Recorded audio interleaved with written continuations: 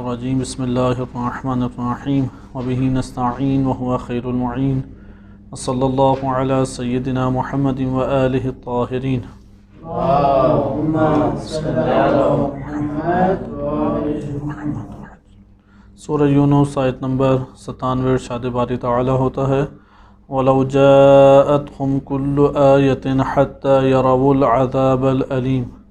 اس آیت کریمہ کے ضمن میں ہم قصص قرآنی کو موضوعی طور پہ ملاحظہ کر رہے تھے، اور موضوع قصص قرآنی میں چند مقدمات ہم نے پڑھے، اور اس کا مقدمہ آخر مقدمہ محکم اور متشابہ تھا، اور اس کے بعد خود قصص قرآنی کی خصوصیات ہے۔ پھر انشاءاللہ تعالی ہم قرآنی واقعات یعنی حضرت یونس علیہ السلام کے واقعے میں منتقل ہو جائیں گے۔ متشابہ میں ہم نے مواہب الرحمن فی تفسیر القرآن، وہاں سے سید عبدالعالی سبزواری رحمۃ اللہ علیہ کی نگاہ پڑی۔ محکم اور متشابہ اس کے معنی میں بھی اختلاف ہے، لیکن اس بات کے اوپر تمام مسلمین متفق ہیں کہ محکمات جو ہیں وہ تفسیر سے تعلق رکھتے ہیں اور متشابہات تعویل سے تعلق رکھتے ہیں۔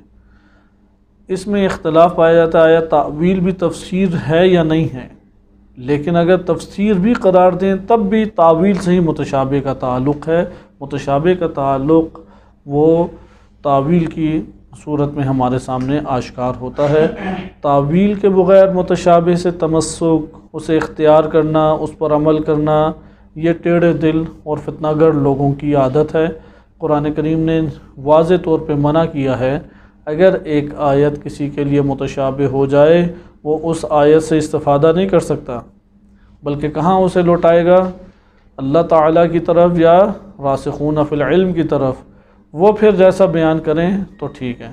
اور ہم نے کل یہ واقعہ بھی پڑھا، خضر علیہ السلام اور جناب موسیٰ کلیم اللہ علیہ السلام اولو العزم پیغمبر ہیں، بلا شک و شبہ جناب خضر سے افضل ہیں، لیکن امتحان میں جب اللہ نے انہیں مبتلا کیا اور خضر علیہ السلام کو بعض ایسی معلومات کا علم دیا جسے موسیٰ علیہ السلام سے پنہا رکھا اللہ تعالیٰ نے، تو وہاں پہ ظاہر اس کا موسیٰ علیہ السلام سے پنہا نہیں تھا، ظاہر تو ان کے لیے آشکار تھا، لیکن اس کی تعویل وہ موسیٰ علیہ السلام کے لیے آشکار نہیں تھی۔ لہذا جناب خضر، اب موسیٰ علیہ السلام وہ واقعات متشابہ ہیں، وہ جانتے ہیں خضر صالح بندے اللہ تعالیٰ نے کہا ہے، لہذا وہ یہ نہیں کہتے تم نے گناہ انجام دے دیا، لیکن اعتراض کیا کہ ایسا کیوں کیا۔ قرآن میں ہے کہ انہوں نے اعتراض کیا، انہوں نے کوئی یہ نہیں کہا کہ تم اب قاتل ہو، تم مثلا فلاں ہو، یہ نہیں کہا، کوئی تہمتیں نہیں لگائیں یا انہیں گناہ گار نہیں سمجھا، لیکن اعتراض کیا کہ یہ عمل کیوں انجام دیا۔ اب حضرت موسیٰ کلیم اللہ اس وقت راسخون فی العلم کا مصداق خضر علیہ السلام ہے، اگر جناب خضر کی طرف نہ پلٹائیں تو اس متشابہ کی تعویل پتہ لگ سکتی ہے۔ یعنی موسیٰ علیہ السلام کو یہ پتہ ہے کہ عبد صالح ہیں، اللہ نے اس سفر کے حکم دیا ہے اور اللہ تعالیٰ نے ہی اس کا اہتمام کیا، اور وہ کیونکہ تعارف ان کا ہو چکا تھا موسیٰ علیہ السلام کے لیے، تو موسیٰ علیہ السلام کی شدید خواہش تھی کہ یہ ان کے ساتھ سفر کریں۔ یہاں پہ آپ ملاحظہ کریں کہ راسخون فی العلم کا مصداق جناب خضر ہیں، اگر موسیٰ علیہ السلام جناب خضر کی طرف رجوع نہ کریں تو اس متشابہ کو حل کر سکتے ہیں۔ متشابہ پہلے دیکھیں کیسے بنا، کیونکہ خضر علیہ السلام وہ صالح ہیں، اللہ کے صالح بندے ہیں، لیکن عمل جو انجام پا رہا ہے اس کا ظاہر کیا ہے، صالح یا غیر صالح؟ غیر صالح۔ اب ادھر متشابہ بن گیا نا کہ ان کی اپنی شخصیت کو دیکھیں تو صالح ہے، لیکن وہ جو ظاہر ہو رہا ہے عمل سے وہ غیر صالح ہے۔ تو اس مورد میں وہ شبہ کا شکار ہو کہ یہ جو ظاہری اعمال ہیں ان کو شخصیت سے سازگار کریں تو شخصیت سے تو سازگار نہیں بنتے، تو انہوں نے متشابہ میں راسخون فی العلم ہی کی طرف رجوع کیا اور پوچھا کہ اس کی کیا تعویل ہے۔ تعویل کے بغیر وہ مطلب لیا جا سکتا تھا؟ نہیں، اسی لیے اس اعتراض کے اوپر اعتراض کیا خضر علیہ السلام نے کہ اب تم یہ صبر نہیں رکھتے کہ میرے ساتھ سفر کر سکو، صبر نہیں کر سکے، اس لیے اب ہمارا سفر ختم ہوتا ہے، میں تعویل بتاتا ہوں۔ حتیٰ کہ روایات میں کہ امام مہدی عجل اللہ تعالی فرجہ الشریف کی غیبت متشابہ ہے، کوئی اگر یہ کہے کہ غیبت امام زمان علیہ السلام کیوں اللہ تعالیٰ نے رکھی، اس کی حکمت کیا تھی، یہ ہے فلاں ہے، ہزار شکوک و شبہات لے کے آ جائے، وہ کہیں گے کہ ٹھیک ہے سارے شکوک و شبہات اپنے پاس رکھو، تم ان شکوک و شبہات کی وجہ سے عمل نہیں کر سکتے اس کے مطابق۔ تمہارے لیے ضروری ہے کہ اگر اسباب تلاش کرنا چاہتے ہو تو راسخون فی العلم کی طرف رجوع کرو۔ اور کمال الدین میں روایت موجود ہے جس طرح خضر اور موسیٰ علیہ السلام ان کا واقعہ ہے، اور سفر کے اختتام کے بعد اس کی تعویل ظاہر ہوئی اور اصل وجہ ظاہر ہوا۔ اسی طرح غیبت کا سفر جب تمام ہو جائے گا اور ظہور امام مہدی علیہ السلام ہوگا، تب اس کی حقیقی تعویل ہمارے سامنے آئے گی، اس سے پہلے تعویل ہمارے سامنے نہیں آئے گی، اور وہ ظاہر ہمیں شبہ میں ڈال رہا ہے۔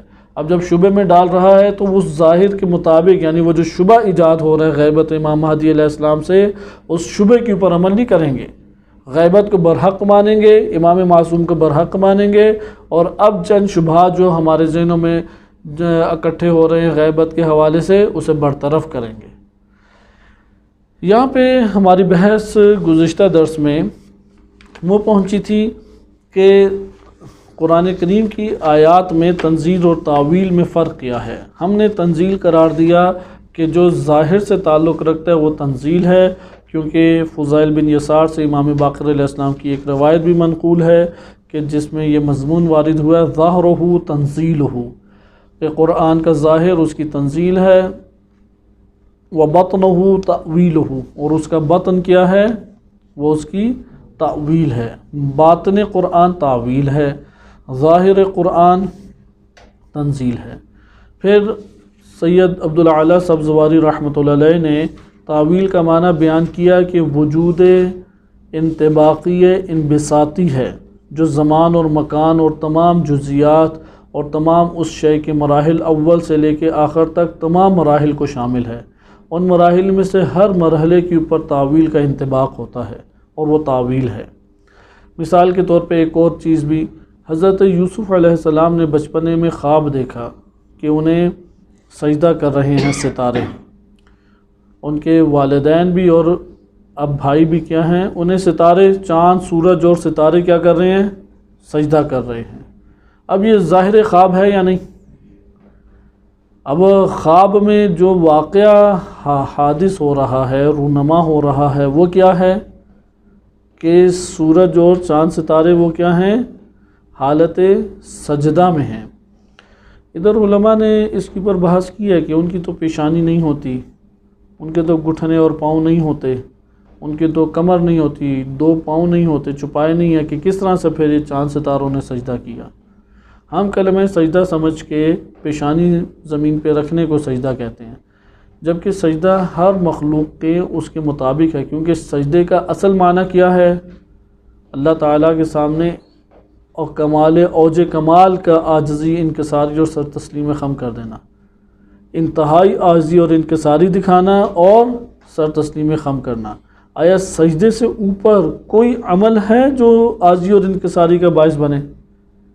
یا سجدہ سب سے؟ اور سجدے میں بھی حضرت موسیٰ کلیم اللہ علیہ السلام کے بارے میں وارد ہوا ہے روایات میں بعض کہ وہ اپنا دایاں پھر جو ہے چہرہ وہ رکھتے تھے مٹی پہ، یعنی اللہ کے سامنے اپنے آپ کو مٹی کے اندر لپیٹتے تھے کہ پروردگار اب اس سے زیادہ کوئی اور شے نہیں ہے اس دنیا میں کہ اس سے زیادہ میں عاجزی دکھاؤں تیرے لیے۔ جیسے ہوتا ہے نا، اب بعض ایک بندہ ہے، اس سے آپ نے عاجزی دکھانی ہے، بہت بزرگ ہستی ہے، مثل رہبر معظم ہے، مثلا آپ ان کے ہاتھ چومیں گے، کندھے پہ بوسہ دیں گے، پیشانی پہ بوسہ دینے کی کوشش کریں گے۔ یا امام معصوم علیہ السلام کے اصحاب کے بارے میں ملتا ہے کہ وہ ان کے قدموں کو بوسہ دیتے تھے، اس قدر ان کی تعظیم بجا لاتے، سجدہ نہیں کرتے تھے۔ بعض افراد یہ گمان کرتے ہیں، غلط ایک گمان ہے۔ تو مثلا آپ چوکھٹ کو جا کے بوسہ دیتے ہیں تعظیم کی خاطر۔ اب یہاں پہ وہ وہابیت کا ایک عنصر آتا ہے، انہوں نے ہر شے کو شرک قرار دیا ہے۔ نہیں، دین اسلام نے وہ والے بس تعظیم کے طریقے ممنوع قرار دیے ہیں کہ جو اللہ تعالیٰ کے ساتھ مختص ہیں، رکوع اور سجود۔ بقیہ تعظیم کے جو ہیں پہلو وہ آپ غیر معصوم کے ساتھ انجام دے سکتے ہیں یا غیر اللہ کے ساتھ انجام دے سکتے ہیں۔ خلاصہ کلام یہ جو ہمارے پاس مورد آتا ہے کہ حضرت یوسف علیہ السلام کو سجدہ کیا ستاروں اور چاند اور سورج نے، اب ظاہر عمل کے انجام پا رہا ہے خواب میں سورج و چاند ستارے کا، یعنی چاند و ستارے نے انتہائی عاجزی دکھائی، انکساری دکھائی، آپ بالفرض یہ معنی لے لیں۔ ابھی ہم اس تحقیق میں نہیں جاتے کہ ان کے سجدہ کرنے سے کیا مراد ہے، کیونکہ تفسیر کرنا بھی ان آیات کی مقصود نہیں ہے، تعویل اور تنزیل اور تعویل میں فرق کو روشن کرنا مقصود ہے، کہ چند مثالیں پچھلے درس میں گزر چکی تھی، آج ہم انہی معلومات کو زندہ کرنے کے لیے آپ کی خدمت میں مثالوں کو پیش کیا جا رہا ہے۔ اب خواب میں واقع کیا ہو رہا ہے، ظاہر کیا ہے، سورج چاند ستاروں کا سجدہ کرنا، یہ ظاہر ہے خواب میں، اور اس خواب کی حقیقت کیا ہے کہ جب یوسف علیہ السلام کو حکومت ملی اور وہ خزائن الارض کے اوپر اللہ تعالیٰ کی جانب سے اللہ تعالیٰ نے حکم دیا کہ تم ان خزانوں کی تولیت کو سنبھال لو، عزیز مصر بن گئے۔ تو عزیز مصر بننے کی وجہ سے ان کے بہت سارے بھائی پاس آئے، اور ان کے بھائی ہیں اور ان کے والدین ہیں، انہوں نے تعظیم بجا لائی۔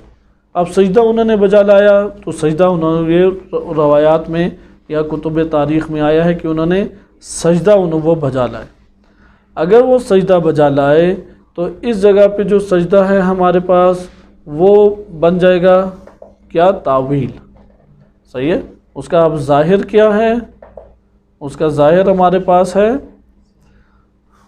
ظاہر کس کا سجدہ، ستاروں اور سورج اور چاند کا سجدہ، یہ ظاہر ہے۔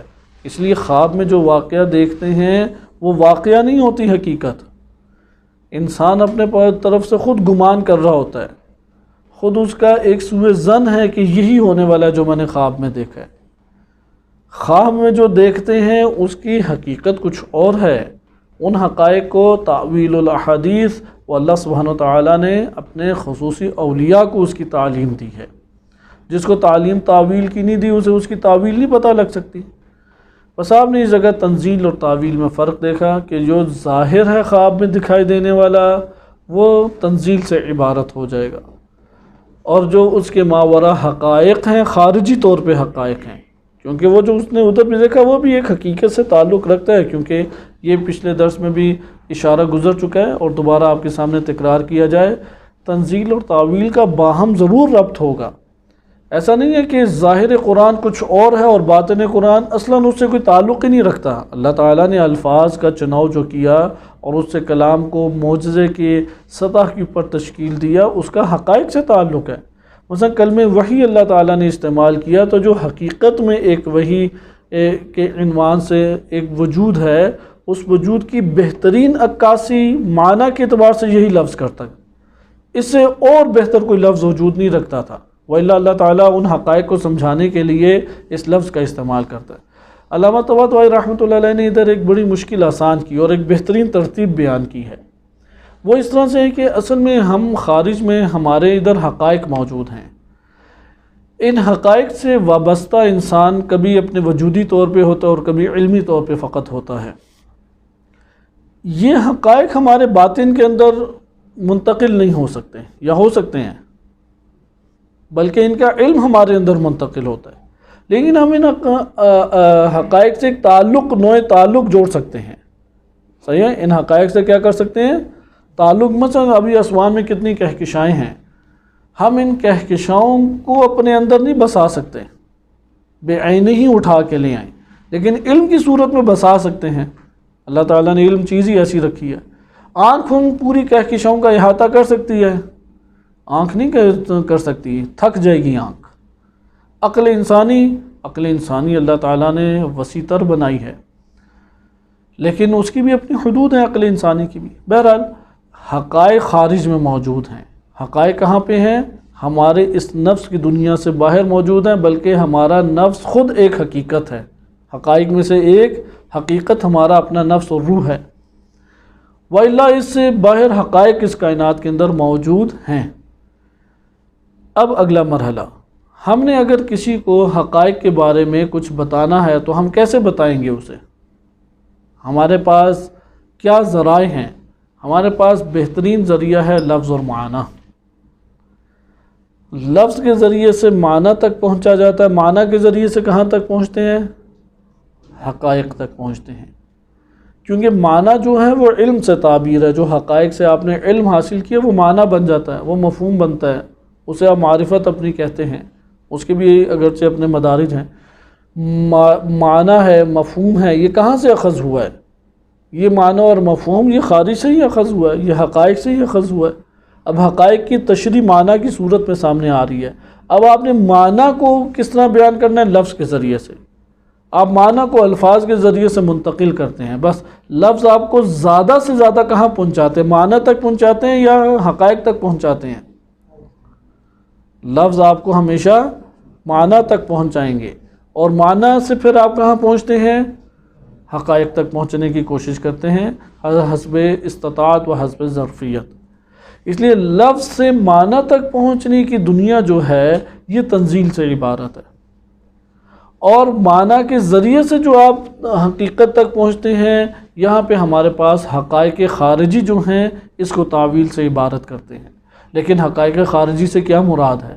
یہاں پہ وہ کہتے ہیں کہ ہر وجود میں آنے والا حادثہ اور اس کے جتنے مراحل ہیں اور اس کے جتنی جزیات ہیں وہ زمان اور مکان کو گھیرے ہوئے جو ہے، اور اول خلقت سے لے کے اپنے اختتام تک تمام کی تمام مراحل جو خارجی حقائق اور اس کے مراحل ہیں، تعویل اس سب کو کیا ہے؟ شامل ہے۔ درست؟ اس لیے حضرت یوسف علیہ السلام نے جو خواب دیکھا کہ وہ سجدہ کر رہے ہیں، اس ظاہر کا اس حقیقت سے تعلق ہے یا نہیں؟ تعلق ہے۔ اگر اضغاث الاحلام نہیں ہے، اس طرف توجہ رہے، کیونکہ ہر خواب قابل توجہ نہیں ہوتا، ہر خواب جو ہوتا ہے وہ باہر حقیقت نہیں رکھتا۔ ہاں، ہر خواب نفس کے اعتبار سے ایک حقیقت رکھتا ہے، یہ کیوں آیا ہے، اس کا منشا کیا تھا، اس کا منبع کیا تھا، اس کی پیدائش کا سبب کیا ہے، یہ اس اعتبار سے اس کے ہم جائزہ لے سکتے ہیں۔ لیکن وہ کسی اور واقع اور ایک اور حقیقت کی ہمیں خبر دے رہا ہو، یا اس خواب کے ماورا ایک حقائق بھی شامل ہوں، اس کے بارے میں ہم کچھ نہیں کہہ سکتے۔ بالخصوص دنیا میں پیدا ہونے والے حوادث، ان میں اکثر اضغاث الاحلام ہی ہیں، اور قلیل ایسے ہوتے ہیں کہ جن کے اندر ان کے ماورا کوئی نہ کوئی واقعہ ہوتا ہے۔ انسان اضغاث الاحلام یعنی نفس کے پیدا کردہ خواب اور خیال ہوتے ہیں، وہ نفس کے من گھڑت پیدا کرتا خواب اور خیال ہیں، وہ ان نفس کے خواب اور خیالوں کے پیچھے حقیقت تلاش کر رہا ہوتا ہے اور اپنی عمر پوری ضائع کر بیٹھتا ہے، جبکہ وہ اس کے حقیقت ہے ہی نہیں کچھ اس کے ماورا۔ یہ تو خود سے جس طرح آپ ہاتھ سے پکڑ کے کوئی تصویریں کاغذ کے اوپر بنانا شروع کر دیں، بناتے چلے جائیں، بنا کے بھی خود ہی پریشان ہو جائیں، اور پھر اس تصویر کو جو بنایا پھر باہر تلاش کرنے لگ جائیں، تو یہ سارے کام عبث ہیں، بیکار ہیں، لغو ہیں۔ بعض اوقات ایسا ہوتا ہے کہ حقائق کی نشاندہی ان میں موجود ہوتی ہے، اب ہمارے لیے یہ چیزیں آشکار نہیں ہیں، جب آشکار نہیں ہیں تو خواب ہمارے لیے حجت نہیں رکھتے، جب آشکار نہیں ہے تو خواب اس جہت سے کہ اس کے ماورا کیا حقیقت پائی جاتی ہے، تکلیف ہماری ساقط ہے، ہمارے اوپر اس کے اوپر غور و فکر کرنے کی ضرورت نہیں ہے۔ غور و فکر کس پہ کریں؟ قرآنی آیات ہیں، روایات اہل بیت علیہ السلام ہیں، اس دنیا کے مختلف حوادث ہیں، ان کے اوپر غور و فکر کریں۔ اس دنیا میں جو مختلف حادثے ہو رہے ہیں، ہر حادثے کے ماورا ایک حقیقت ہے، وہ حقیقت بعض اوقات کچھ نہ کچھ حصہ اس کا آشکار ہوتا ہے، بعض اوقات کچھ حصہ آشکار نہیں ہوتا۔ لہذا انبیاء علیہ السلام کے خواب ان کی نوعیت جدا ہیں، لیکن ادھر آپ نے یہ ملاحظہ کیا کہ تنزیل اور تعویل میں کس طریقے سے فرق کیا جا سکتا ہے۔ آگے اب ہم دیکھیں اور آج اس موضوع کو ختم کرتے ہیں، کیونکہ تعویل اور تنزیل میں ہمارے پاس فرق آ گیا۔ تنزیل ہم نے ملاحظہ کیا کہ وہ ان آیات کریمہ سے مختص ہے جو لفظ کے اعتبار سے ہیں، اور تنزیل میں ہم یہ دیکھتے ہیں کہ اس کا وجود جمعی دیکھتے ہیں، یعنی کثرت میں وحدت کو تلاش کرتے ہیں، یعنی جزیات سے ایک جامع اور کلی مطلب ہم اخذ کرنے کی کوشش کرتے ہیں۔ کثرت میں کس کو تلاش کر رہے ہوتے ہیں؟ اسے وحدت کو لینے کی کوشش کرتے ہیں، اس کا وجود جمعی لینے کی کوشش کرتے ہیں۔ یہ تنزیل ہے کہ آپ نے چند آیات پڑھی، ان آیات سے ایک جامع معنی آپ نے اخذ کیا، اور ان جامع معنوں کو مختلف جگہوں کے اوپر آپ نے پھر منطبق کرنا شروع کر دیا۔ تنزیل میں ظاہر لفظ سے استفادہ کیا جاتا ہے اور اس سے معنی تک پہنچا جاتا ہے، پھر معنی کو سمجھ کے اپنے وسعت اور استطاعت کے مطابق اس کے ساتھ انسان ایک عملی صورت اختیار کرتا ہے۔ لیکن تعویل جدا ہے، تعویل وجودی چیز ہے، تعویل خارج میں ایک وجود کا نام ہے، حقیقت کا نام ہے۔ یہ وجود اور حقیقت جو ہے تعویل کے عنوان سے موجود، یہ انبساطی ہے، یہ پھیلی ہوئی ہے، یہ وسیع طور پہ چیزوں کو شامل ہے۔ کائنات کے جتنے حقائق ہیں، اپنے اول حدوث سے لے کے اپنے انتہائی امر تک جتنے مراحل رکھتے ہیں، جتنی جزیات رکھتے ہیں، وہ سب کی سب چیزوں کو یہ تعویل کا مضمون شامل ہے، اور وہ سب موارد تعویل شمار ہوں گے۔ اس سے اگلا وہ ٹاپک یہ قرار دیتے ہیں، آیات قرآنیہ میں کون سی آیات پھر ہم کہہ سکتے ہیں کہ یہ متشابہ ہیں اور ان کی تعویل کرنی چاہیے۔ یہ ہم آیات کریمہ میں، قرآن کریم میں آیات کریمہ کی تشخیص نہیں دے سکتے، اگرچہ اس کو ہم ایک مورد میں تھوڑا سا ملاحظہ کر چکے ہیں، اور وہ یہ تھا کہ متشابہات آیا نسبی ہیں یا نوعی ہیں۔ تو ہم نے یہ بیان کیا کہ شأنی اور نوعی ہیں، نہ کہ یہ حقیقی ہیں یا نسبی ہیں۔ حقیقی البتہ اس معنی میں نہیں کہ قرآن میں ہیں یا نہیں، قرآن میں تو حتماً ہیں، قرآن خود واضح کہہ رہا ہے کہ محکمات ہیں اور متشابہات ہیں، لیکن کون سی آیات کس کے لیے متشابہ، یہ بات جو ہے یہ نوعی ہے، یہ شأنی ہے، یہ ظرفیت کے مطابق ہے، یہ استعداد کے مطابق ہے۔ جس کو جتنی معلومات ہیں، جو جتنا راسخون فی العلم، جس کی مقدار اللہ نے جس کو جتنا عطا کیا ہے، اس کے مطابق اس کے لیے فہم ہے۔ بعض محکمات ہیں، آشکار ہیں، بعض آیات ہیں علم کا قصور ہونے کی وجہ سے، عقل قاصر ہونے کی وجہ سے، لفظ کی قالب میں تنگی ہونے کی وجہ سے انسان شبہ میں پڑ جاتا ہے، لیکن بعض ایسے افراد ہیں کہ ممکن ہے کہ وہ جگہ شبہ میں نہ پڑیں، وہ اس میں تھوڑی اور گہرائی میں جا سکتے ہیں۔ تو اس کا یہ مطلب ہوا کہ شأنیت کے اعتبار سے، نوعیت کے اعتبار سے۔ لیکن ادھر سوال یہ پیدا ہوتا ہے، ہم کیا جس طرح ناسخ منسوخ میں علماء اسلام نے بڑی طویل بحث کی، شیعہ سنی دونوں علماء نے، کہ قرآن کی کون کون سی آیات ناسخ ہیں اور کون سی آیات منسوخ ہیں، یعنی قرآن میں کتنی آیات ہیں جن کا حکم منسوخ ہو چکا ہے، اور اگر منسوخ ہو گیا تو ان کو نسخ کرنے والی، ان کا حکم زائل کرنے والی آیت کون سی ہے، یعنی جسے آپ تکوینیات میں بدا کہتے ہیں، اسے تشریعات میں ناسخ اور منسوخ کہا جاتا ہے۔ عقیدہ بدا ہے جسے اہل سنت اپنا من گھڑت نام دے کے شیعوں کے اوپر تھوپ دیتے ہیں، اور ایک انتہائی غلط روش ہے۔ مثلا ایک بندے، آپ ایک زبان میں ایک لفظ رائج ہے، اس زبان میں وہ لفظ اچھا شمار ہوتا ہے، لیکن وہی لفظ جو ہے وہ کسی اور زبان میں انتہائی برے معنی میں استعمال ہوتا ہے۔ وہ لوگ کہیں کہ نہیں، وہ تو یہ والا اپنی زبان کے مطابق دوسروں کے اوپر تہمت لگا کے کہیں یہ تو اس معنی میں اس لفظ کو استعمال کرتے ہیں، اور حقیقتاً وہ یہی کام کرتے ہیں۔ مثلا یہ فارسی میں کئی ایسے الفاظ ہیں جو اردو میں انتہائی قبیح ہیں یا مثل گالی شمار ہوتے ہیں۔ اسی طرح سے اردو میں بعض الفاظ ہیں وہ برے شمار ہوتے ہیں، لیکن عربی میں ممکن ہے کہ اس میں کوئی مشکل ہی نہیں ہے۔ صحیح، جیسے بعض افراد اس طرح سوال بھی کرتے ہیں، سوال جواب کی، کہ بالمسجد الحرامی، اب وہ یہ کہتے ہیں کہ قرآن میں تو گالی آ گئی، مسجد کے ساتھ گالی کیوں ذکر ہے؟ ان سے کہیں بھائی یہ گالی نہیں ہے، یہ ادھر مسجد جو ہے وہ حرم مراد ہے، اور ادھر بعض چیزیں اللہ نے حرام قرار دی ہیں۔ اب اس کا یہ مطلب نہیں اردو میں ایک لفظ رائج ہے آپ کے، نہیں دیکھو اللہ تعالیٰ نے بھی یہ لفظ استعمال کیا۔ تو بعض نادان ایسے افراد ہیں مسالک میں کہ جو صحیح جانتے نہیں ہیں، مطالعہ نہیں کرتے، اور دوسرے مکاتب کے اوپر تہمت لگاتے ہیں۔ ان میں سے ایک کلمہ بدا بھی ہے۔ بدا وہی ناسخ و منسوخ ہے، لیکن وہ کہتے ہیں کہ نہیں، لغت میں ہوتا ہے کہ ایک حکم لگایا اور جہالت کی بنیاد پہ وہ پتہ لگ گیا کہ پہلے والا حکم جو ہے وہ غلط تھا، اور اب نیا حکم میں جاری کرتا ہوں۔ اور کہتے ہیں کہ شیعہ یہ عقیدہ رکھتے ہیں، اور شیعوں کے فرشتوں کو بھی نہیں پتہ کہ یہ والا کوئی عقائد میں معنی ہے یا نہیں، اور پھر انہیں یہودیوں سے جوڑ دیتے ہیں۔ تو یہ وہی والا کام ہے جس طرح سے بعض ایسے افراد ہیں جو مسجد الحرام کے اوپر اعتراض قرآن کی آیات پڑھتے ہوئے ایک ان کے ذہنوں میں شبہ پیدا ہوتا ہے۔ ناسخ منسوخ میں علماء اسلام نے اس کی تشخیص دی اور بحث کی۔ اختلاف ہے شدید، کتنی آیات ناسخ ہیں، کتنی آیات منسوخ ہیں۔ یقیناً جب منسوخ ہوگا تو اس کو نسخ کرنے والا کوئی نہ کوئی، یا ازالہ حکم کرنے والا کوئی آیت ہوگی یا معنی ہوگا۔ تو متشابہات میں بھی کیا ایسا ہی ہے کہ آیات کو مشخص کیا جائے اور ان آیات کے اوپر ادعا کیا جائے یہ متشابہ ہے اور سب کے لیے متشابہ ہے۔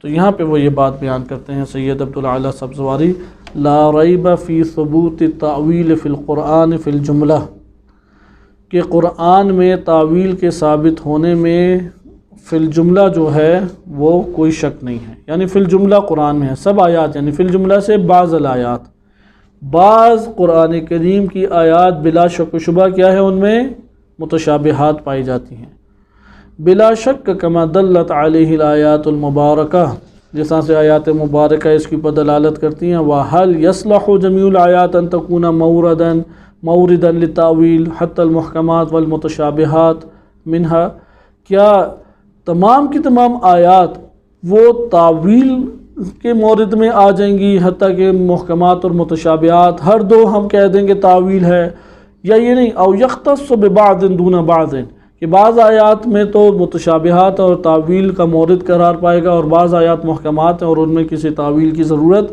نہیں ہے۔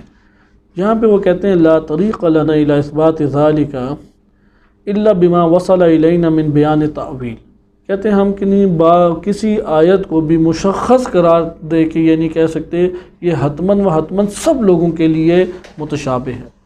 ہو سکتا ہے بعض آیات اکثر بیشتر کے لیے متشابہ بن جائیں، لیکن کون سی کس کے لیے متشابہ بنتی ہیں ہمارے پاس کوئی طریق نہیں ہے، سوائے اس کے کہ ہاں جب ہمارے پاس کسی آیت کی تعویل وارد ہوگی تو اس جگہ پہ ہم اس کو متصف کر سکتے ہیں کہ یہ تعویل کا مورد تھا، کم سے کم اس آیت میں تعویل کا مورد موجود ہے۔ وَإِلَّا فَلَيْسَ لَنَا ضَابِطَةٌ تُمَيِّزُ الْآيَاتِ الْمُتَّصِفَةَ بِالتَّعْوِيلِ عَنْ غَيْرِهَا، ہمارے پاس کوئی ایسا ضابطہ نہیں ہے کہ ہم اس ضابطے کی وجہ سے آیات میں تمیز پیدا کریں کہ یہ آیات ہیں جو تعویل سے متصف ہیں اور یہ آیات ہیں جن کی تعویل کوئی نہیں ہے۔ کیوں؟ کیونکہ یہ مختص ہے تعویل کا علم اللہ تعالیٰ کے ساتھ، اور اللہ نے جتنا عنایت کیا راسخون فی العلم کے ساتھ مختص ہے، بقیہ کو تعویل کا پتہ ہی نہیں ہے۔ جب تعویل کا پتہ نہیں ہے تو وہ کسی مورد کا بھی وہاں پہ تشخیص اس کی نہیں دے سکتے۔ یہ پتہ ہے کہ متشابہات ہیں اور متشابہات جو ہیں وہ تعویل سے تعلق رکھتی ہیں۔ ہم یہ کلی ایک معنی پیش کریں گے، اس کے بعد آگے پھر ہر انسان جب قرآن کریم پڑھتا ہے اس پہ غور و فکر کرتا ہے، اس سے پھر یہ تعلق پیدا کرتی ہیں۔ یہاں پہ ایک اور سوال پیدا ہوتا ہے کہ تعویل میں اور لفظ کے ذریعے سے معنی کو لینے میں ان دونوں میں کیا فرق ہے؟ صحیح ہے، آپ غور کریں۔ ایک دفعہ ہے لفظ کو آپ لفظ کے ذریعے سے کہاں پہنچتے ہیں؟ معنی تک پہنچتے ہیں۔ لفظ ہمیشہ بس معنی تک پہنچاتا ہے، خارجی حقائق تک نہیں پہنچائے گا، معنی تک پہنچا۔ ہاں معنی آئینہ ہوتا ہے، معنی کیا ہے؟ ایک آئینہ ہے جس میں حقائق دیکھے جا سکتے ہیں، لیکن ایک حد تک دیکھے جا سکتے ہیں، حقیقت معنی کی صورت میں منتقل نہیں ہو سکتی۔ یہاں پہ سوال، کیونکہ ہم نے تعویل قرار دی ہے کہ وہ وجود انبساطی ہے جو حقائق کی دنیا میں وجود موجود ہے، یعنی خارجی انسانی نفس سے ایک چیز ہے، معنی کی دنیا سے خارجی تعویل، تعویل معنی کی دنیا سے خارج از معنی ایک چیز ہے۔ یہاں پہ لفظ استعمال کر کے ہم معنی تک پہنچتے ہیں، کیا ہے؟ لفظ استعمال کر کے معنی تک رسائی حاصل کرتے ہیں۔ یہاں پہ یہ سوال اب ابھارتے ہیں کہ لفظ کو استعمال کر کے معنی تک پہنچنے میں اور تعویل میں کیا فرق ہے دونوں میں آپس میں؟ کیونکہ تفسیر میں کیا ہوتا ہے؟ لفظ استعمال کر کے معنی تک رسائی حاصل کرتے ہیں۔ تفسیر کا معنی ہی کیا ہے؟ مطلب کیا ہم نے پڑھا ہے؟ کشف القناع، یعنی معنی پہ جو ابہام چڑھا ہوا ہے وہ ہٹا دینا۔ انشاءاللہ سید طباطبائی رحمۃ اللہ علیہ کی بھی ہم کلام میں دیکھیں گے تفسیر کسے کہتے ہیں، لیکن اکثر بیشتر مفسرین نے کیا بیان کیا ہے؟ کشف القناع، معنی کے اوپر پڑا ہوا ابہام، اس کے ہٹانے کو ہم کیا کہتے ہیں؟ تفسیر۔ بس تفسیر کا تعلق استعمال لفظ والمعنی کے ساتھ ہے، لیکن تعویل آیا معنی سے، معنی تعویل کہلاتا ہے، یا وجودی خارجی حقائق کو انہوں نے تعویل قرار دیا ہے؟ سید عبداللہ سبزواری نے خارجی وجودات اور ان وجودات کے جتنے مراحل ہیں اول حدوث سے الی الخلود تک، اس کو کیا قرار دیا ہے؟ تعویل قرار دیا ہے۔ بس تعویل معنی سے نہیں ہے۔ اب ان میں فرق کیا ہے؟ انہوں نے تقریباً 4 فرق بیان کیے ہیں۔ پہلا فرق آپ دیکھیں، انہوں نے ایک بات بیان کی ہے کہ دیکھیں معنی میں بعض اوقات لفظ اپنے اصلی اور لغوی معنی میں استعمال ہو، اسے ہم کہتے ہیں معنی حقیقی۔ بعض اوقات ایک لفظ اپنے حقیقی معنی میں استعمال نہیں ہوتا بلکہ وہ دوسرے معنی میں استعمال ہو رہا ہے کسی قرینے کی وجہ سے، اس کو کہتے ہیں استعمال مجازی۔ حقیقی استعمال ہو لفظ کا یا مجازی استعمال ہو، لفظ کا حقیقی معنی ہو یا لفظ کا مجازی معنی ہو، ہر دو صورتوں میں وہ تعویل نہیں ہے، ہر دو صورتوں میں وہ تعویل نہیں ہے۔ اس لیے لفظ کا حقیقی معنی بھی تفسیر کے ضمن میں آئے گا اور مجازی معنی بھی، اس لیے کوئی مجاز کو تعویل نہ سمجھے، کیونکہ مجاز نہ لغتاً تعویل نہ عرفاً تعویل ہے۔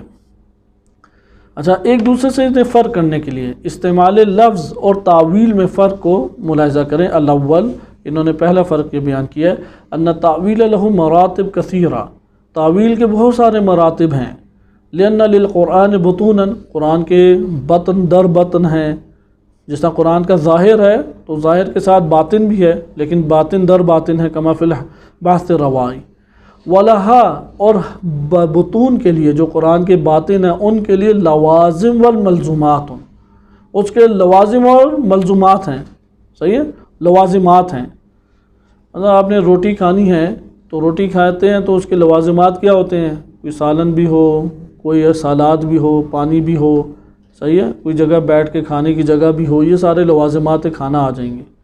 اسی طرح آپ نے ایک چیز خریدنی ہے، خریدنے کے لیے آپ پہنچ جائیں، جیب میں پیسے نہ ہوں تو اب خریداری کا عمل انجام دینا، اس کے لوازمات کیا ہیں کہ پیسہ بھی ہو آپ کے پاس، رقم بھی ہو، وہ ملکیت آپ کی اپنی ہو، خرچ کر سکتے ہوں، لے جا سکتے ہوں، مہلت اور فرصت ہو، یہ سارے لوازمات ہیں۔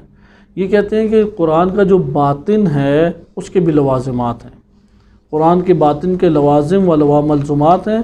وبالنسبت الی المؤول، اور وہ چیز جو قابل تعویل ہے، مؤول ہے، وہ جو مؤول ہے اس کو اگر آپ دیکھیں، مؤول اسے کہتے ہیں جس کی تعویل کی گئی ہے۔ مثلا ید اللہ فوق ایدیہم، یہاں پہ ید اللہ کیا کہلائے گا؟ اس کی تعویل کی گئی ہے، صحیح ہے، جس سے تعویل کی گئی ہے وہ ہے مؤول، جس کی تعویل کی گئی ہے وہ ہے مؤول، صحیح۔ ید اللہ کی کیا کی گئی ہے یہاں پہ؟ تعویل۔ کہتے ہیں اگر مؤول کو آپ توجہ سے دیکھیں، مثلا ید اللہ ہے یا خواب ہے حضرت یوسف علیہ السلام کا، جناب خضر علیہ السلام کی ظاہری افعال ہیں جب تک انہوں نے بیان نہیں کیے، کہتے ہیں بالنسبت الی المؤول دیکھیں، تارتاً یکون الذہن مأنوساً بشیء دون آخر، کہ بعض اوقات ذہن جو ہوتا ہے وہ اس سے مانوس ہوتا ہے، اس شے سے، دوسری شے سے مانوس نہیں ہوتا، صحیح ہے۔ ذہن کی انسیت یعنی اس کی معلومات میں اور اس نے اس دنیا کے حقائق میں سے کوئی نہ کوئی ایک تعلق قائم کیا ہوا ہے، یا کسی حد تک اس کے پاس کچھ اس میں سے معلومات موجود ہیں۔ فَيُؤَوِّلُهَا حَسْبَ الْأُنْسِ الذِّهْنِ، وہ جو اس کا انس ذہنی موجود ہے، اس انس ذہنی کی بنیاد پہ وہ اس کی پھر تعویل کرتا ہے، صحیح، اس کی یعنی اس مؤول کی تعویل کو ذکر کرتا ہے۔ إِن لَمْ يَكُنْ مُخَالِفًا لِلْحُجَجِ الشَّرْعِيَّةِ الدَّائِرَةِ، یہ شرط ہے کہ وہ جو تعویل کی صورت میں معنی بیان کر رہا ہے، لازم ہے کہ وہ معنی وہ اسلامی شریعت اور اسلامی تعلیمات کے برخلاف نہ ہو۔ اگر اسلامی تعلیمات کے برخلاف ہے تو وہ تعویل قبول نہیں ہے، صحیح، یعنی وہ بندے کی تعویل جو اس نے ان سے ذہنی کی وجہ سے انجام دی ہے۔ وَذَلِكَ لَا يَكُونُ إِلَّا مِنَ الْإِفَاضَةِ الْغَيْبِيَّةِ الْإِلَٰهِيَّةِ الْمُخْتَصَّةِ بِأَهْلِهَا، کیونکہ یہ جو تعویل و بیان کر رہا ہے یہ اللہ نے اصل میں اس کو افاضہ کی ہے، اور یہ غیب الہی سے تعلق رکھتی ہے، اور بعض افراد جنہیں راسخون فی العلم کہتے ہیں جیسے انبیاء و ائمہ علیہم السلام، اور ان میں بھی مراتب کے اعتبار سے یہ اللہ نے انہیں افاضہ کیا ہے، اس لیے جیسے ہی وہ لفظ سامنے آتا ہے ان کو اس کی حقیقت کا جو اللہ نے علم دیا ہے وہ آشکار ہو جاتی ہے، اور وہ اس آشکار ہونے کی بنیاد پہ اس کی طرف معنی کے ساتھ اشارہ کرتے ہیں۔ آگے دیکھیں، کما تقدم ذالک لا یکون فی التبادل والاستعمال، آپ جب لفظ کو استعمال کرتے ہیں اور لفظ کو استعمال کر کے فوراً ذہن میں معنی آتا ہے یا تبادر کرتا ہے، تبادر یعنی سبقت کرنا، فوراً ذہن میں معنی آ جاتا ہے، تو یہ عمل جدا ہے، اور آپ کا حقائق سے جو مانوس ہونے کی بنیاد پہ فوراً آپ کا حقائق کی طرف توجہ چلا جانا یا حقائق کو سمجھ لینا، یہ بات جدا ہے، صحیح ہے، یہ پہلا فرق آ گیا۔ اس لیے پہلے فرق میں آپ نے دقت کرنی ہے، استعمال لفظ اور تعویل میں کیا فرق ہے۔ دوسری چیز، یعنی قرآن کریم میں تو لفظ استعمال ہوئے ہیں معنی کو بیان کرنے کے لیے، قرآن کریم میں تعویل کیا ہے یہ ہمارے علم میں نہیں ہے۔ تعویل بھی ہمیں معنی کی صورت میں بیان ہوگی، لیکن تعویل بذات خود حقائق کو کہتے ہیں۔ ان حقائق کا علم بھی معنی کی صورت میں ہمارے پاس آئے گا، لیکن اس معنی میں اور ان حقائق کو بیان کرنے کے لیے اللہ سبحانہ وتعالیٰ نے جو لفظ اور انسان کی ظرفیت کے مطابق معانی کو الفاظ کے ساتھ پیش کیا ہے، وہ ایک جداگانہ ہمارے پاس فرق رکھتے ہیں۔ اسی فرق کو یہ یہاں پہ اصل میں بیان کر رہے ہیں کہ لفظ استعمال کر کے آپ ایک معنی تک پہنچتے ہیں۔ مثلا جنت ہے، اس میں نور دودھ کی نہریں بہہ رہی ہیں، حور و قصور ہے، مقصورات فی الخیام ہے، یہ ساری کی ساری چیزیں جو موجود ہیں، آیا جنت میں اس کے علاوہ کچھ نہیں ہے؟ اگر ہم صرف اس کو ہم قرار دے دیں کہ یہی ہیں فقط چیزیں، اب یہ الفاظ ہیں، ان کے معنی ہیں، ان معنی کے پیچھے حقائق کیا ہیں، اور ان حقائق کے استعمال کرتے ہوئے اگر ہم معنی روشن کریں، ممکن ہے کہ بعض اس کو خلاف قرار دے دیں، قبول ہی نہ کریں۔ تو اسی لیے یہ عرض کیا گیا اکثر متشابہات وہ مبدا اور معاد کے باب میں ہیں، اکثر متشابہات۔ اب جنت میں دودھ کی نہریں بہہ رہی ہیں، کتنی دنیا میں خلقت موجود ہے جسے دودھ سے دلچسپی نہیں ہے، ان کے لیے دودھ لذیذ چیز ہی نہیں ہے۔ کتنے ایسے افراد ہیں، خصوصاً پاکستان میں تو بہت سارے افراد ہیں جنہیں زیتون کی بو سے ہی نفرت ہے، وہ زیتون کھاتے ہی نہیں ہیں۔ اسی طریقے سے انجیر ہے، وہ انجیر کھاتے ہی نہیں ہے۔ پاکستان میں یہ دونوں چیزیں کم بکتی ہیں، لیکن عرب دنیا اور ایران میں آئے تو آپ کو کثرت سے دکھائی دیتی ہیں یہ، اس لیے وہ کہیں گے جنت میں بس یہی پھل ہوں گے۔ ممکن ہے پاکستان میں وہ تلاش کر رہا ہوں آم کہاں پہ ہے، اب علماء کہتے تھے آم بھی ہوگا، ان سے کہیں کہاں پہ آیت ہے کہ آم ہوگا، کہاں پہ آیت ہے کہ مثلا وہ لسی تلاش کر رہے ہوں گے، وہ کہیں گے ساگ روٹی، ہمیں تو ساگ اور روٹی یہ چاہیے یا فلاں چاہیے، وہ کہتے ہیں یہ ساری چیزیں ہوں گی، قیاس کرتے ہیں ان چیزوں کے اوپر۔ اب یہ جو قیاس کر رہے ہیں قرآن کریم تو مخصوص چیزوں کا نام آپ کو لے کے بتا رہا ہے، وہ کہ حور مقصورات فی الخیام، اب خنثی بھی پایا جاتا ہے یا نہیں؟ وہ کہے گا پھر میرے لیے کیا ہوگا؟ خواتین کہتی ہیں اچھا ہمارے لیے پھر کیا ہوگا؟ تو یہ سوالات اسی لیے ابھرتے ہیں، یہ شبہات میں ڈال دیتے ہیں، یہ شبہات میں مبتلا کرتے ہیں، کیونکہ وہ اس کی ذہنی ظرف اتنا عقل قاصر ہے کہ قیامت کے حقائق کو وہ درک کر سکے۔ اس لیے اللہ سبحانہ وتعالیٰ نے ان کے مانوس ترین اشیاء کو سامنے لایا تاکہ اسے یہ احساس ہو کہ لذت میں اور تکلیف کس نوعیت کی ہوگی اور لذت کس نوعیت کی ہوگی، کیونکہ بعض لذتوں سے وہ آشکار ہے۔ اسی لیے نہج البلاغہ میں امیر المومنین علیہ السلام فرماتے ہیں کہ اس دنیا کے اندر تم ایک لذت کو جو تصور کرتے ہو وہ ہمیشہ بڑی نظر آئے گی، لیکن جب پاؤ گے تو کم نظر آئے گی۔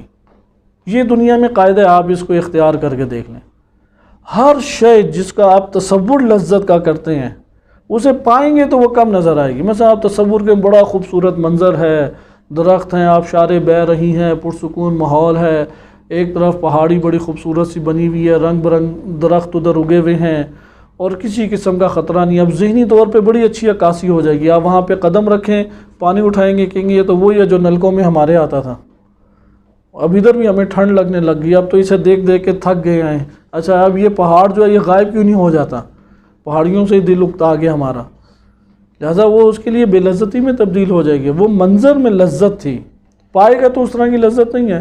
یعنی گھومتا ہوا مرغ جو شیشے کے پیچھے بڑا اچھا لگتا ہے، جب وہ کھا لیں تو وہ بدمزہ ہی، ایران کا تو خصوصاً بدمزہ ہوتا ہے، وہ انسان کو کوئی لذت نہیں دیتا۔ وہ باہر جو گھوم رہا ہے اور چمک رہا ہے وہ بڑا خوبصورت نظر آ رہا ہے، کیونکہ تصور میں اسے انسان حقیقت میں دیکھ رہا ہے، آنکھ کے ذریعے تصور ذہن میں پیدا ہو رہا ہے۔ اب جب وہ اسے چکھے گا تو چکھ کے وہ لذت نہیں ہے جو ذہن لذت بتا رہا تھا۔ تکلیف بھی اسی طرح سے ہے کہ جو تکلیف کا تصور آپ کرتے ہیں دنیا کی تکلیف کا وہ زیادہ ہے، جب اس سے گزرتے ہیں تو تکلیف کم ہے۔ جس طرح ذہن میں بننے والی لذت زیادہ ہے، گزرتے ہیں تو وہ لذت کم ہے۔ وہ بیچارہ اپنے منہ سے ہی کہتا ہے بڑا یہ تھا، بڑا وہ تھا، بڑا فلاں تھا، ہے کچھ بھی نہیں تھا حقیقت میں۔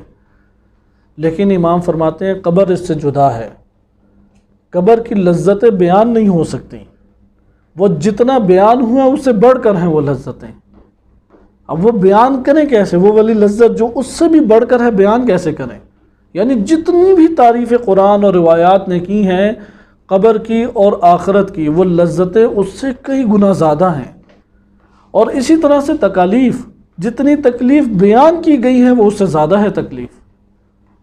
وہ تکلیف یعنی امام علی علیہ السلام تلوار سے نہیں ڈرتے تھے، امام علی علیہ السلام کو تنہائیوں سے ڈر نہیں لگتا تھا، جن بھوتوں سے نہیں ڈرتے تھے، امراض سے نہیں ڈرتے تھے، زخم کھانے کے لیے آمادہ ہوتے تھے، کہتے تھے زخم بدن کے اوپر کھانے کے لیے آمادہ ہیں، صبر کریں گے۔ لیکن یہ جو آخرت ہے، خوف الہی ہے، اس سے ڈرتے تھے۔ اب وہ کیونکہ معرفت رکھتے ہیں تو یہاں پہ ہمارے پاس یہ بات آتی ہے کہ اب آپ آئیں اور غور کریں کہ یہ کس طرح سے تعویل برپا ہو، کہ ہمارے پاس کوئی ایسا ذریعہ نہیں ہے کہ یعنی قرآن کریم کی آیات کو اگر آپ دیکھیں، انسان کے پاس کوئی ایسا ذریعہ نہیں ہے کہ وہ کاملاً ادراک کر سکے، قصور انسان کی عقل میں ہے۔ لہذا اللہ سبحانہ و تعالیٰ نے جتنا وہ سمجھ سکتا تھا اس کے مطابق بہترین فصاحت اور بلاغت کے ساتھ مطالب کو پیش کر دیا۔ اب ان کے پیچھے حقائق کیا ہیں؟ وہ حقائق انسان کے رشد اور کمال کے اوپر مبتنی ہیں۔ اس لیے یہ پہلا مورد ہمارے سامنے آشکار ہوا۔ تیزی سے دوسرا دیکھیں۔ دوسرا ہے کہ رجوع کے معنی میں، کہ جتنے بھی آپ کے پاس تعویلات ہیں اس میں رجوع کریں گے، آپ اس میں پلٹائیں گے ایک چیز کی طرف۔ جیسے خضر علیہ السلام کے واقعات ہے، کشتی میں سوراخ کیا، اسے پلٹانا پڑا انہیں ایک واقعے کی طرف۔ بچے کو قتل کیا، اس کو پلٹانا پڑا ایک واقعے کی طرف۔ دیوار کو کھڑا کیا، اس کو پلٹانا پڑا ایک واقعے کی طرف۔ وہ جو واقع ہے وہ تعویل ہے، اسی لیے وہ کہتے ہیں کہ وہ اول جو ہے وہ بمعنی رجوع ہے، اور کائنات میں جتنے بھی موجودات ہیں، جتنے بھی کائنات کو آپ کو ظاہر موجودات نظر آ رہے ہیں، حشرات ہوں، چرند ہوں، پرند ہوں، در و دیوار ہو، جتنے بھی ہیں، ملائکہ ہوں، جتنی بھی چیزیں ہیں، وہ اپنی تمام کی تمام انواع کے ساتھ انہیں پلٹایا جائے گا ایک حقیقت کی طرف، جہاں سے یہ ظاہر بن رہا ہے، جہاں سے یہ ظاہر نشوونما پایا ہے، جہاں سے یہ ظاہر نکلا ہے، اس کے مناشی ہیں، ان مناشی کی طرف اسے پلٹایا جائے گا۔ جبکہ لفظ جو ہے وہ کیا کرتا ہے، وہ فقط اسے سمجھاتا ہے جو لفظ سے ظاہر ہو، لیکن تعویل آپ کو فقط یہ نہیں سمجھاتی، تعویل آپ کو اصل حقیقت کی طرف رجوع کا درس دیتی ہے۔ مثلا اگر ایک حشرات دیکھ لیں، مکھی ہے، مچھر ہے، کیڑا ہے کوئی، یہ اس کا ظاہر ہے، اس ظاہر کے پیچھے ایک حقیقت تک بازگشت ہے اس کی۔ انسان کا یہ ظاہر ہے، اس کے پیچھے اس کی ایک بازگشت ہے حقیقت کی طرف۔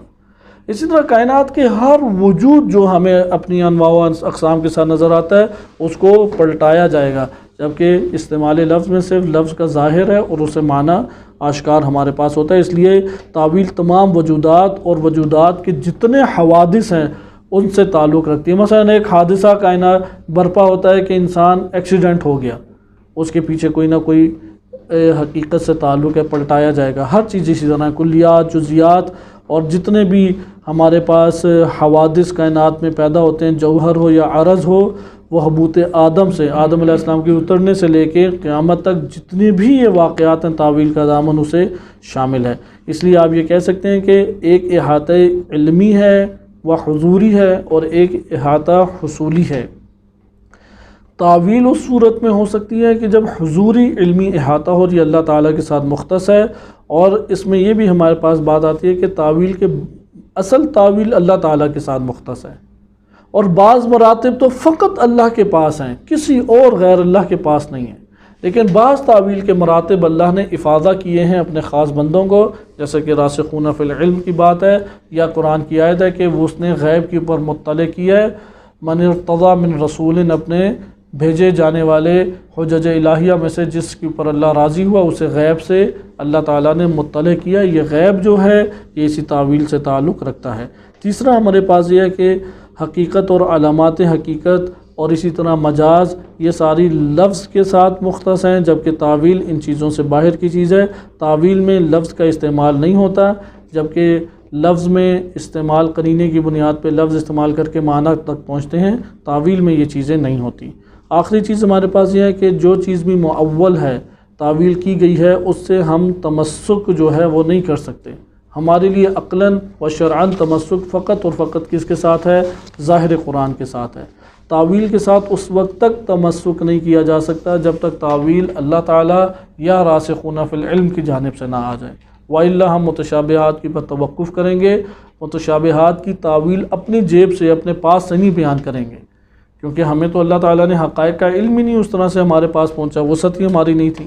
جنہیں اللہ نے حقائق کا علم دیا ہے ان کی طرف رجوع کریں گے، اور اس رجوع کرنے سے ہمیں پتہ لگ جائے گا ادھر لفظ کے معنی سے کون سی حقیقت بیان کرنا مقصود ہے۔ مثلا ید اللہ فوق ایدیہم میں ید اللہ کہہ کے یہ معنی بیان کرنا مقصود نہیں ہے کہ اللہ کا ایک ہاتھ ہے، اور معنی سے اللہ کا خارج میں کوئی ایک بہت بڑا ہاتھ ہے، اس ہاتھ کی طرف معنی ہمیں نشاندہی کر رہا ہے، بلکہ وہاں پہ ممکن ہے کہ ید اللہ کہا ہے تو ید سے معنی ظاہراً ہاتھ کا ہی ذہن میں معنی آتا ہے، لیکن وہ معنی مقصود نہیں ہے، اس معنی کے ذریعے سے قدرت الہی کی طرف اصل میں توجہ ہے۔ یہ جو قدرت الہی کا آنا ہے یہ کہلا دیا جائے گا تعویل، یا ایسے حوادث ہیں جہاں پہ اللہ تعالیٰ نے اپنی قدرت سے وہاں پہ نجات دی یا معجزے دیے، اس جگہ کو ید اللہ اس کے پر منطبق کرنا یہ تعویل کے باب سے ممکن ہوگا اگر راسخون فی العلم کی جانب سے بات آ جائے یا اللہ تعالیٰ کی جانب سے یہ بات آ جائے۔ اپنے پاس سے ہم تطبیقات اس کی نہیں کر سکتے، لیکن استعمال لفظ میں ہمارے پاس عقلاء کی نظر میں صحت استعمال کا قرینہ موجود ہے، یعنی یہ لفظ اس معنی میں استعمال ہوتا ہے یہ ہمارے لیے ثابت ہو جائے، وہ معنی ہم مراد لے سکتے ہیں، وہ معنی قابل عمل بھی ہمارے لیے ہو جائے گا۔ اس لیے خارج میں اگر کوئی دلیل ہے تو تب تو تعویل جو ہے وہ ہمارے لیے حجت ہے، لیکن یہ بذات خود تعویل کا حجت ہونا نہ ہوا، یہ تو ہم لوگوں کی جانب سے یہ بلکہ رجوع کرنے کی وجہ سے، لیکن استعمال لفظ بذات خود ہمارے لیے حجت ہے۔ یہ ہمارے پاس بات آ گئی، اور اس کے بعد آخری ٹاپک اور اس کے اوپر ہماری یہ بحث بھی آج کی ختم ہوتی ہے الحمدللہ، اور کل سے انشاءاللہ تعالی تفسیر میزان کا ہم مطالعہ شروع کریں گے۔ وہ یہ ہے کہ تعویل اور تفسیر کے درمیان شک ہو جائے، یہ جو میرے پاس معنی موجود ہے یہ تعویل ہے یا تفسیر ہے، کیونکہ قرآن نے واضح کہ محکم ہے یا متشابہ ہے۔ محکمات میں تو آپ تفسیر کے اوپر عمل پیرا ہو کے زندگی بسر کر سکتے ہیں، متشابہات میں آپ رک جائیں گے، اور تعویل اس کی آشکار ہوگی ٹھیک، آشکار نہیں ہوئی تو توقف کریں گے، اس سے تمسک حاصل نہیں کریں گے، صحیح ہے۔ مثلا ایک جگہ پہ عصمت انبیاء کا آپ کو مسئلہ پیش آ گیا، ظاہر کہہ رہا ہے عصمت انبیاء نہیں ہے، تو یہ آپ کہیں گے متشابہ ہے، مگر اس کی تعویل سامنے آ جائے، تعویل سامنے آئے گی وہ مطلب آپ لے لیں گے۔ اگر آپ کو شک ہو جائے کہ آیات قرآنیہ میں سے یہ جو میرے سامنے وارد ہوا ہے یا احادیث میں سے جو مطلب میرے سامنے واضح ہوا ہے یہ معنی تفسیری ہے یا معنی تعویلی ہے، تو شک کی صورت میں ہم اس سے استنباط نہیں کریں گے، ہم صرف اور صرف اس معنی سے ارتباط قائم کر سکتے ہیں جو معنی تفسیری ہے، یا اس معنی سے ارتباط قائم کر سکتے ہیں جو واضح طور پہ پتہ ہے کہ اس کی تعویل اللہ نے بیان کی، جیسے خضر علیہ السلام کا واقعہ ہے۔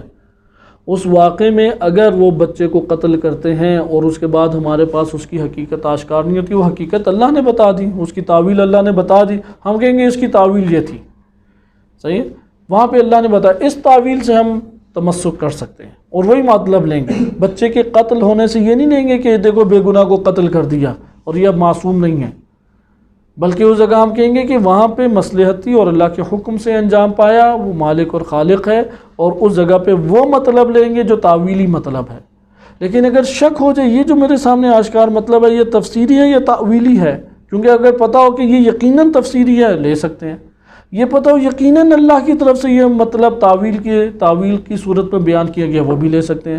شک ہو جائے تفسیری ہے یا تعویلی تو اس جگہ پہ ہم توقف کریں گے، اور وہ ہمارے لیے معنی حجت نہیں ہوگا مگر یہ کہ قرینہ قائم ہو جائے اور ہمیں اس شک کی دنیا سے باہر نکال دے۔ اس لیے وہ واضح بیان کرتے ہیں کہ اگر شک ہو جائے کہ یہ آیت کی تفسیر ہے یا تعویل ہے تو اگر ظہور لفظ موجود ہے تو لے لیں گے، یعنی ادھر سے تفسیر کا رجحان پیدا ہو رہا ہے اور دلیل تفسیر کی پوری ہیں لے لیں گے اور وہ حجت ہے۔ اور اگر اس طرح نہ ہو، اگر تفسیر نہیں لی جا سکتی، شک برابر ہو جائے، عدم الاصل عدم الحجیہ ما لم تکن قرینۃ من الخارج تدل علیہ، اصل یہ ہے کہ پھر اس صورت میں وہ مقام حجت قرار نہیں پائے گا اور وہ متشابہ ہی اپنی جگہ پہ رہے گی، مگر یہ کہ خارج سے کوئی ایک دلیل آئے اور وہ قرینہ بنے اور آپ کو اس شبہ اور شک سے باہر نکال کے آپ کے لیے معنی آشکار طور پہ آپ کے لیے معنی معین کر دیں۔ آخر میں نتیجہ ذکر کرتے ہیں، قرآنی آیات یا محکم ہیں یا متشابہ ہیں، یا تیسری صورت مرددۃ بینہما، یا محکم اور متشابہ کے درمیان مردد ہے، نہیں پتہ محکم ہے یا متشابہ ہے۔ پہلی میں تو محکمات میں تو عمل ہوگا، متشابہات میں تعویل کی طرف رجوع ہوگا، تعویلی معنی پتہ لگ گیا عمل کریں گے، نہیں پتہ لگا توقف کریں گے، اس پر عمل کرنا ہمارے لیے جائز نہیں۔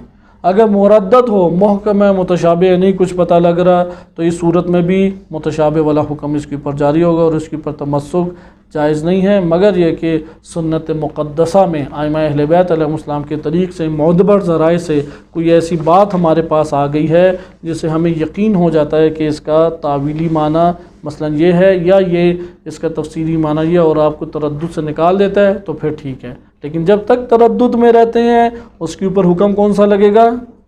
متشابہات کا۔ صلی اللہ علیہ سیدنا محمد وآلہ الطاہرین۔